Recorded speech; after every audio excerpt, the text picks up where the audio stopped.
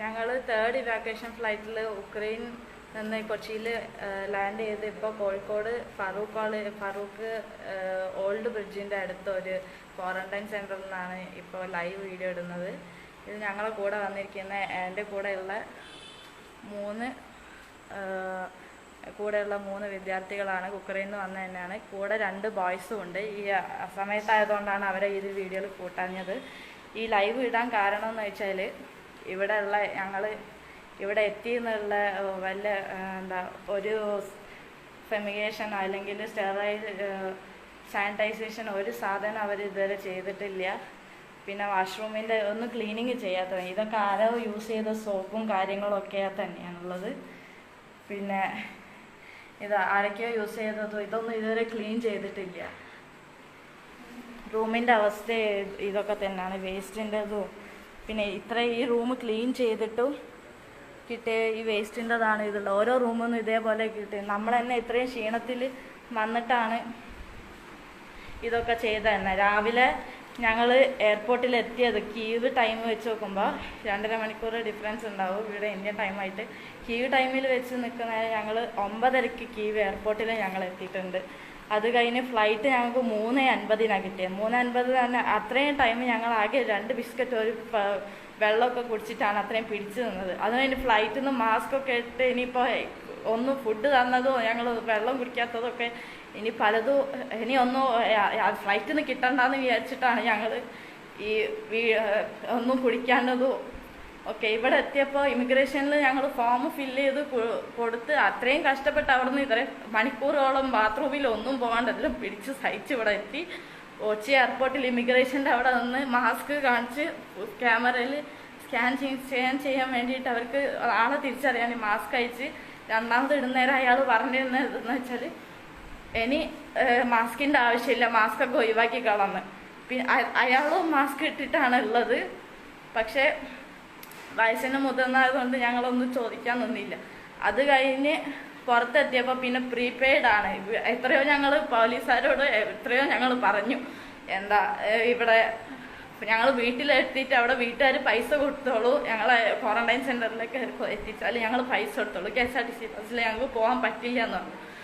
അങ്ങനെ അത് പറ്റില്ല എന്ന് പറഞ്ഞ് അവരോട് എത്രയോ ഞങ്ങൾ പറഞ്ഞു. അത് പറഞ്ഞിട്ടൊന്നും അവർ കേട്ടില്ല.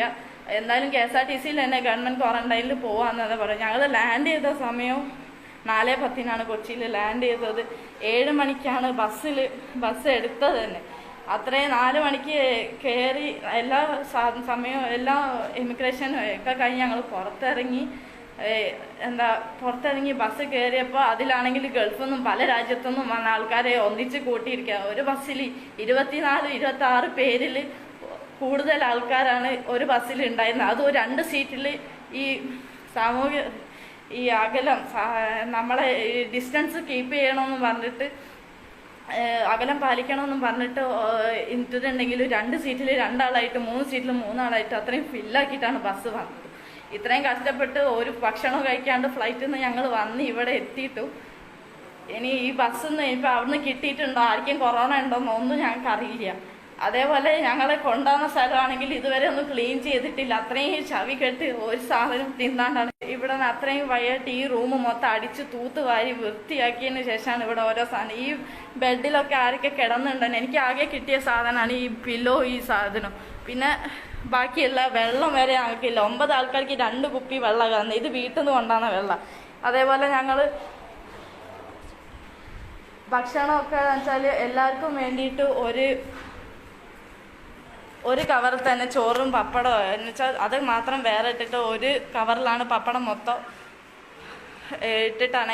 ഇതല്ല ഈ കൂട്ടത്തിലെ ആൾക്കാർ എല്ലാവരും ഒരുമിച്ചല്ലേ കൈയിട്ടിരിക്കുന്നത്. അത് എന്താ ഇവർ ചെയ്യുന്നതെന്നൊന്നും നമുക്ക് മനസ്സിലാവുന്നില്ല. ഞങ്ങൾ വീട്ടിൽ നിന്ന് ഇതേപോലെ ഒരു കേക്ക് തന്നിട്ടുണ്ടായിരുന്നു. അങ്ങനെ അത് വന്നിട്ട് ഒരു പൂച്ച കടിച്ച് വെച്ചാണ് ഇത്. ഈ പൂച്ച ആണെങ്കിൽ ഈ വരാന്തയിൽ ഒക്കെ കൂടി ഓടി നടക്കുക, ഞങ്ങളെ റൂമിൽ കയറി നടക്കുക, കട്ടിലിൻ്റെ അടിയിലൊക്കെ പോയിരിക്കുക. ജനൽ തുറക്കാനും പറ്റാത്ത അവസ്ഥയിലാണ്. ഈ റൂമിൻ്റെ ഉള്ളിൽ ഇങ്ങനെ പെട്ട് കിടക്കുന്ന പോലെ. ആരെങ്കിലും എന്തെങ്കിലുമൊക്കെ ഒന്ന് ചെയ്യണം. കാരണം ഇതിന് മുന്നേ ഉള്ളത് അറിയാൻ കഴിഞ്ഞതെന്ന് വെച്ചാൽ ഈ ക്വാറന്റൈനിൽ മുന്നേ ഉള്ളത് ആൾക്കാർ പോയതിന് ശേഷമാണ് നമ്മൾ കേട്ടത്. എന്നിട്ടും അതിലാർക്കൊക്കെ ഉണ്ടായിരുന്നോ, ആർക്കൊക്കെ ഉണ്ടായിരുന്നു. ഇന്ന് കോഴിക്കോട് 6 കേസും ഉണ്ട്. ആർക്കൊക്കെ വന്നിട്ടുണ്ടായിരുന്നോ ഒന്നും ഞങ്ങൾക്ക് അറിയില്ല. ഇവിടുന്ന് ഒരു സാധനം കുടിക്കാനും അറിയില്ല, വെള്ളമില്ല, പൈപ്പിലാണെങ്കിൽ ഇപ്പോൾ വെള്ളമില്ല. നാളെ രാവിലെ അവർ ശരിയാക്കുമെന്നാ പറഞ്ഞത്. പൈപ്പിലാണെങ്കിൽ വെള്ളമില്ല.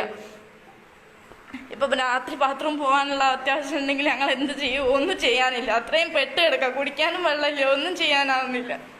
എന്തെങ്കിലും ആരെങ്കിലും പറ്റുകയാണെങ്കിൽ ഞങ്ങൾ കൊണ്ട് ചെയ്യണം. എങ്ങനെയെങ്കിലും ഇവിടെ നിന്ന് രക്ഷപ്പെടുത്താൻ പറ്റിയിട്ടുണ്ട്. അത്രയും ക്ലീനൊന്നും ചെയ്യേണ്ട ഞങ്ങൾക്ക് ഇവിടെ കിട്ടിയിരിക്കുന്നത്. വീട്ടിൽ നിന്നുകൊണ്ടാണ് ഈ ഫ്രൂട്ട്സും കാര്യങ്ങളും വെച്ചിട്ടൊക്കെയാണ് ഇപ്പം ഞങ്ങൾ തിന്നുകൊണ്ടിരിക്കുന്നതൊക്കെ. വേറൊരു സാധനം ഞങ്ങളുടെ കയ്യിലില്ല. ഈ കുപ്പിത്തെ വെള്ളം ഇന്ന് തീർന്നു കഴിഞ്ഞാൽ അതും കഴിഞ്ഞ് വേറൊരു സാധനമില്ല. എന്തെങ്കിലും ആർക്കെങ്കിലും എന്തെങ്കിലും പറയാൻ പറ്റുന്നെങ്കിൽ എന്തെങ്കിലും ഒന്ന് ചെയ്തു തരണം. ഫറൂഖിൽ ഓൾഡ് ബ്രിഡ്ജിൻ്റെ അടുത്ത ഒരു സ്ഥാപനത്തിലാണ് ഞങ്ങൾ ക്വാറന്റൈനിൽ കിടക്കുന്നത്. ഇതിനു മുന്നേ ഇവിടെ നിന്ന ആൾക്കാർക്ക് എന്താ ഉണ്ടോയെന്ന് ഞങ്ങൾക്കറിയില്ല. വീണ്ടും ഞാൻ പറയുക, എന്തെങ്കിലും ആർക്കും ചെയ്യാൻ പറ്റുമെങ്കിൽ ഒന്ന് ചെയ്യണം.